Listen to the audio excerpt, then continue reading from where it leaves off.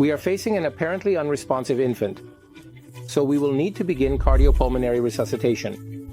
Let's see how to proceed using the device that allows us to conduct high-quality training. QCPR Manikin, uncover the chest hand.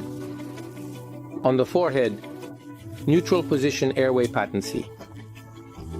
And start with the compressions. 1, 2, 3, with a rhythm between 100 and 120 as seen on the monitor. And everything will be green, because if it's green, it means it's good.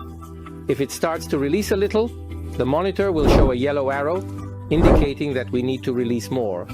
If I release appropriately, but do not compress enough, the yellow arrow will tell us that we need to compress more downwards. So if I compress adequately 1, 2, 3, 4 centimeters, or 40 millimeter, everything will be green, and this means that the resuscitation is done correctly. Resuscitation can be done with 2 fingers, or with 2 overlapping thumbs, and in this case, everything must always be green.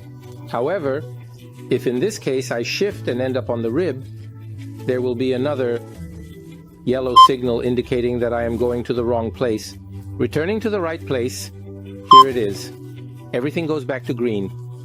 So as long as it is all green, it means that the compressions are correct and everything is going well. This tachometer, so to speak, allows us to verify that the compressions are between 100 and 120. And this is regarding the compression. For ventilation, the ventilation will be mouth to mouth of the rescuer and mouth-nose of the infant. This allows us to see that we have achieved good ventilation between 20 and 40 milliliters. If the ventilation is excessively high, an audible signal will in fact tell us that we have indeed ventilated too much. And we will continue with 30 compressions alternating with 2 ventilations.